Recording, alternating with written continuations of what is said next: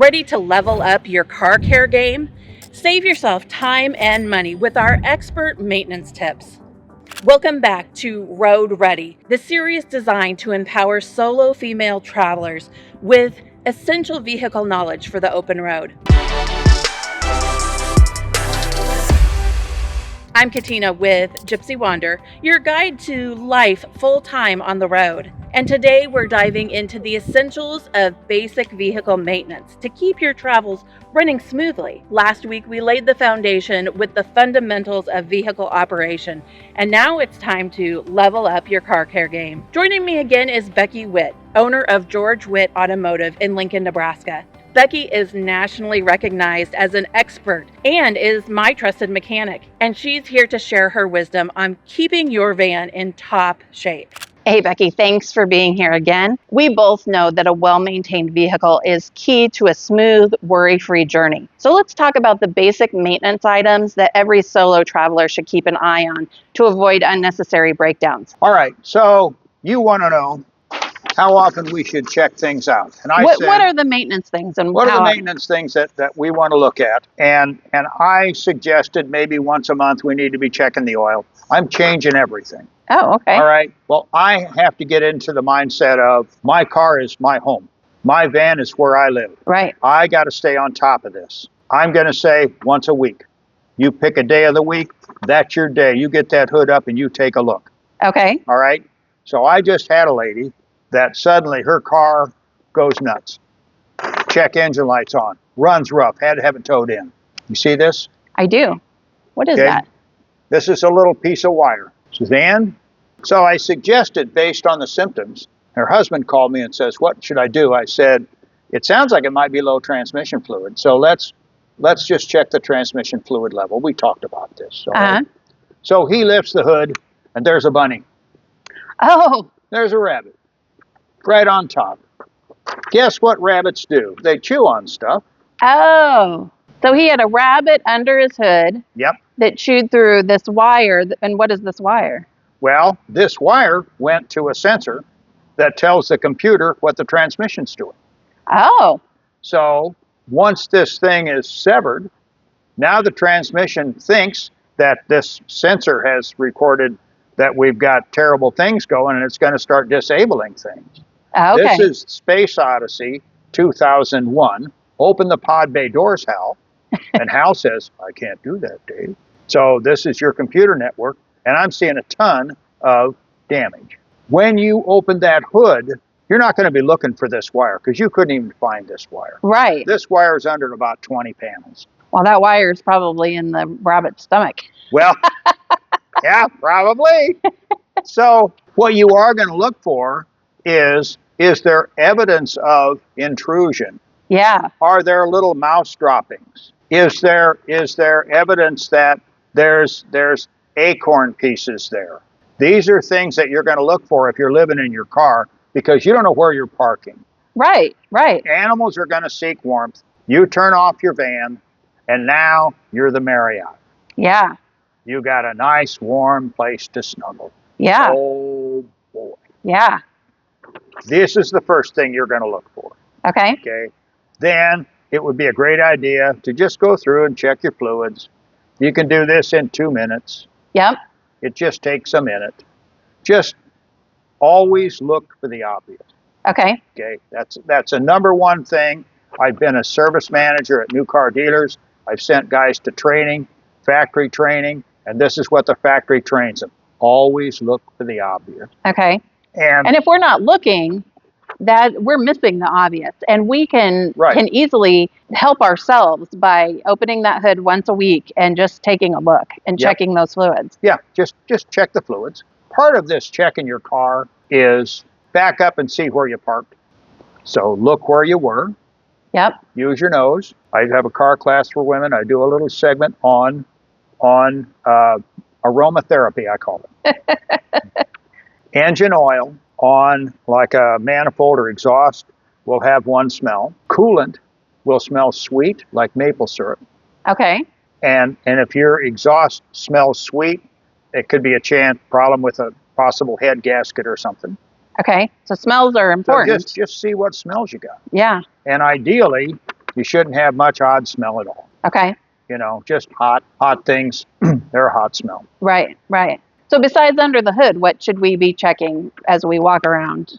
I would always walk around and just look at tire condition. You want to just visualize each tire, because the bulge at the bottom of the tire, you look at the back, you look at the front, you go, oh, that front one there, that's low. Well, there's more weight in the front. The engine and transmission are sitting over the front tires. They're carrying more weight. They're going to look a little more pooched out than will the back. And if we're checking them every week, if we're going around doing a visual inspection, we're going to start to know what our tires are supposed to look like. Exactly. You might also just have a tire just right where you see you have a nail in it or something. Yeah, you could see a nail. If you've hit a chuck hole or something and damaged a tire, there'll be a bulge on the side of the tire. I've spotted it looks like a big knot. Yeah, I've seen that before. And that means that it's the sidewall, so it's about to have a blowout. So yeah, I mean, checking that visually, you're saving yourself from, if you see that, you want to act on it and not keep driving on it till it blows out. So you're just making sure your home is in good condition. Exactly. Okay, so tires, under the hood, what else should we be checking? I'm glad you asked this. The air filter inside is called a cabin air filter. That's the furnace filter for your car. Okay. Okay. The engine air filter filters the air that goes into the engine. Both of those filters, under most conditions, will be good for 15,000 miles. Okay. So you should have a little log of when you change different things, and I'd put 15,000 miles for those. Okay. Now, so kind of like that little oil sticker we have in our car, we can do something else to, just as a reminder that we need to change our filter, our cabin filter and engine air filter at a certain mileage. Exactly. One last thing, and that is your regular check, and I'm going to suggest wiper blades. Wiper blades are very important. There's two ways to check wiper blades. The first one is just a visual, all right? And it's not just, oh, I think they're okay. It's when everything dries and you're looking into the sun, is that glass as clean as if it was just professionally done? Okay. My car right now, that glass is as clean as it can get. I can go into the sun, there is nothing there.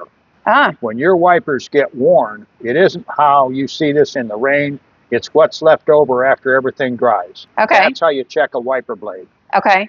You don't wait till it's leaving residue. Okay. You want it completely clean so that when there's a little dust on it, you can use the washers and you can have a clean surface so you can see.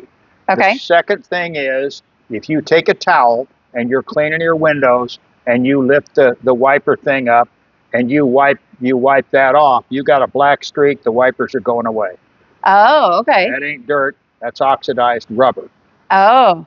So that's how you check your wiper blades. Okay. That's good information. All right. So speaking of understanding your vehicle, let's talk about the ominous check engine light. Is it always a sign of trouble?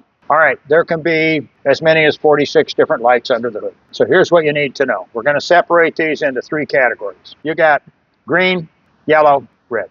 Okay. Just like the stoplights, that's how you look at them. Okay. Green means we're just talking to you. Okay. Green, you got a little thing tells your headlights are on. Oh, sure. Well, okay. Thank you, Miss Encyclopedia. Yeah, my headlights are on. I appreciate knowing that. Yeah. And then blue is the other one that tells you your high beams are on. Right. Okay. And then you have yellow or amber, which is an advisory. Okay. Okay. Check engine light falls into that category. Okay. And then you've got red. That would be an engine oil light, which or you've got a battery light. So the two red ones to really pay attention to, one is a battery, one is an oil. Okay. The oil looks like the magic genie thing. Yes. Okay? Yes. You have a little lamp, you rub it, you get a magic genie. All right. When your magic genie light comes on, it means you're going to meet the magic genie real quick because you're out of oil. Okay. So we don't wait on that. That's why it's red. That's why it's red. Red means whoa, whoa, whoa. Get off the road. Shut her down, new. Okay. It's seconds with an oil light on before you've really damaged something. Okay. And you don't just put more oil in and it's okay. It's like you're hurt. Okay. Okay. And think of it as just getting a deep cut. Okay. You're done. The other one is the battery light, and you're going to go, yeah, Car's running. yeah, it's running. What that's telling you is your alternator is not charging anymore. Oh. As someone with years of experience, I wouldn't even know what an alternator picture looked like. Yeah. Okay, so they made it a battery. Okay. Because if you keep going, your battery's dead. Okay. And Well, it's not because necessarily your battery, it may be your alternator. It means your charging system isn't charging. Okay. There's not a light that tells you your battery's bad. Okay. There is not one. Okay. It's just your charging system. The check engine light is amber because it's advisory. Okay. It's like, yeah, hey, you might want to know. There's a possibility of 10,000 things that could turn this light on. We thought you'd just like to know. Okay. Not a big deal. Okay. Continue with your trip. Nothing to see here, folks. Move along, move along. Will that eventually turn red, or No, could it be it red? will never turn No, it'll always be amber. Always amber. Okay. All right. What it will do is it will flash if there's a real problem. Oh, so a flashing check engine Flashing light. check engine light means you need to find some place to get to and stay there. Okay. Means you need to stop driving. Okay. Do we have time to get somewhere? Well, you don't have time to get to St. Louis from here. Okay, so But- we should really pull off the road at that point. You don't need to pull off the road. You don't need to call a tow truck. You can get to home. You can get to a service place. You've got that much time. Okay. What that means is there's an engine misfire. You keep going, you'll overheat the catalytic converter Okay. and cause damage. Okay. That's what a flashing check engine light means. Okay. And when it's flashing, you'll know. You don't need the light flashing to tell you got trouble because it's running rough. Oh, and you're kind of feeling We're that. low on power. Something's not right here. So when that light's flashing, you're going to know because you're down at least one cylinder. Okay. So Okay. can you drive? Yeah, 5 miles, 10 miles, not a big deal. Okay. Yeah, 500, no. So, and speaking of check engine lights, what are your thoughts on Diagnostic Tools? O'Reilly's and other places like that have the sign in the window that says, they'll check our check engine light for free. What are your thoughts on that?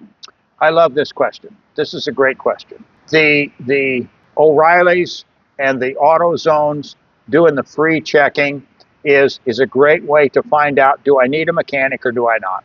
Okay. All right. They have a $39 deal, and they can tell you what the code is.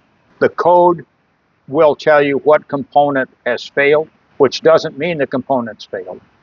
It only means this is which way they went. I compare this to, well, if you let's just as an example, you go in. What code is it? It's a catalytic converter code.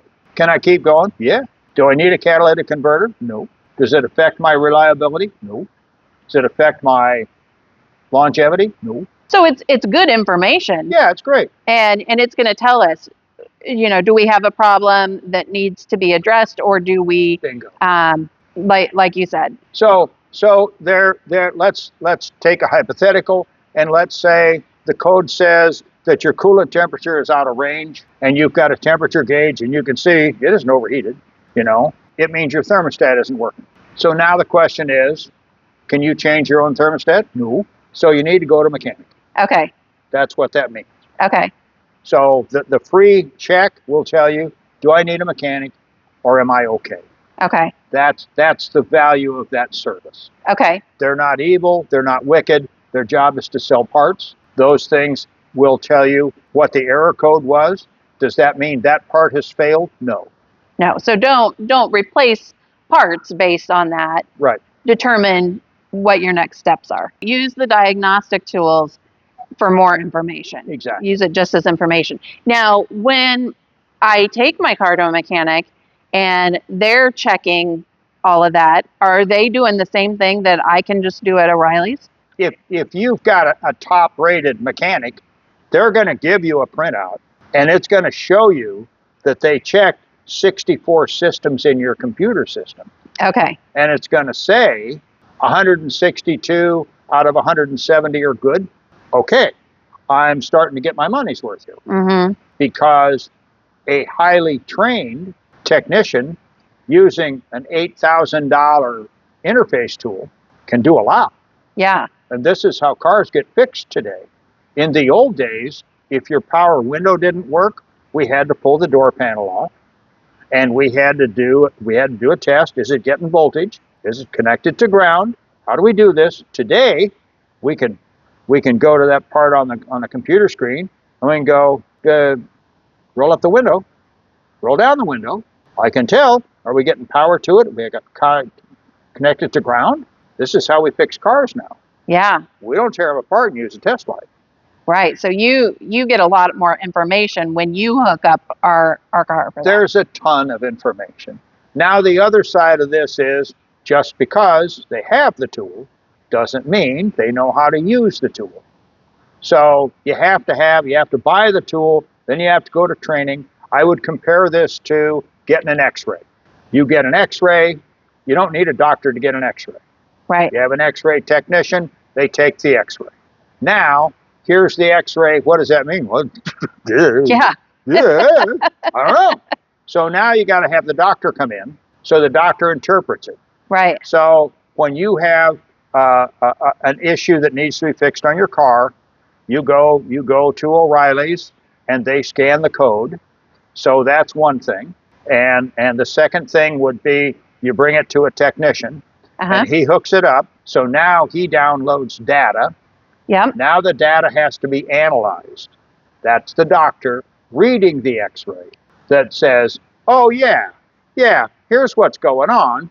Okay. You know, your belt's too tight. Loosen your belt 2 notches and you won't have that pain in your hips anymore.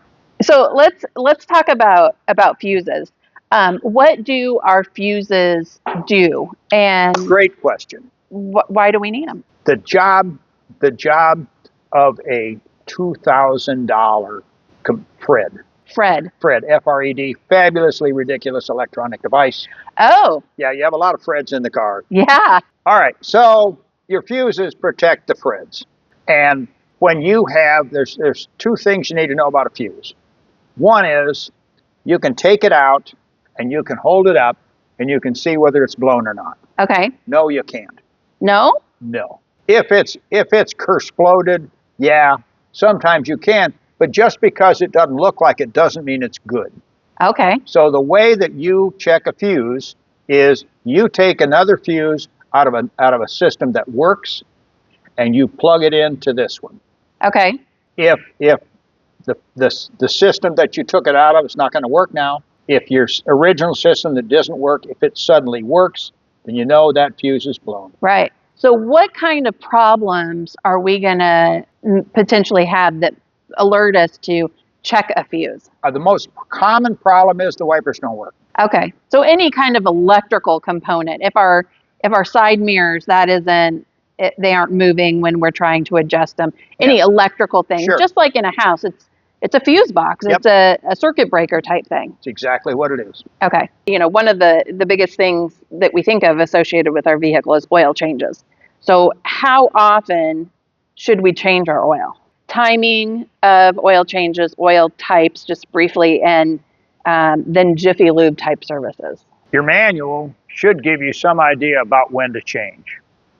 You have to understand that the manual advice is going to be based on average usage and the basic oil that they recommend. If you're driving an American car or a Japanese van, a Honda or Toyota or a General Motors, Chrysler, they've got the weakest specs for oil. If you have a Euro vehicle, it's got tight specs for oil.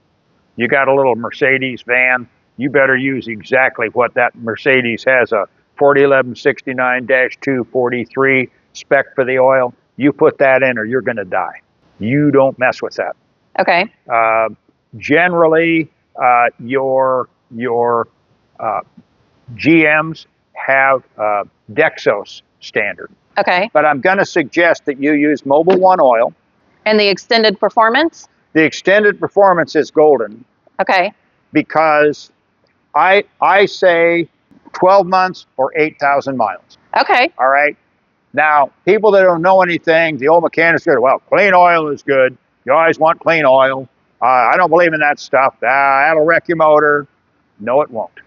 They want to use a cheap oil and go 3 months, 3,000 or 4,000. But if you use a good oil, a Dexos approved oil, you can go 1 year or 8,000 miles. That's correct.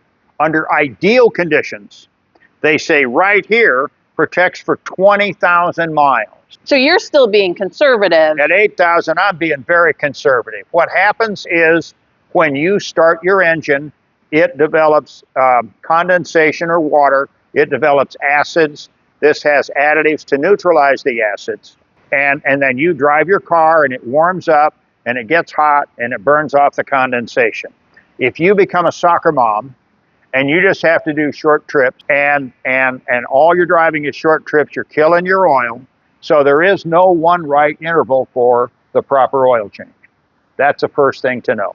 That's why I said if you do 12 months or 8,000 miles, that's the thing. Okay. If where you go to get your oil changed, I'm going to suggest that you not go to a quick service lube place. And I'll tell you why. Everybody says, I want to get my car checked out. They're going to check what they sell. Right.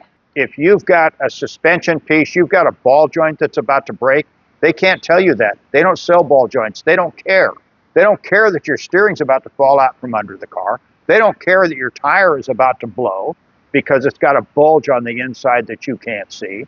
They don't care about any of that stuff because that isn't what they do.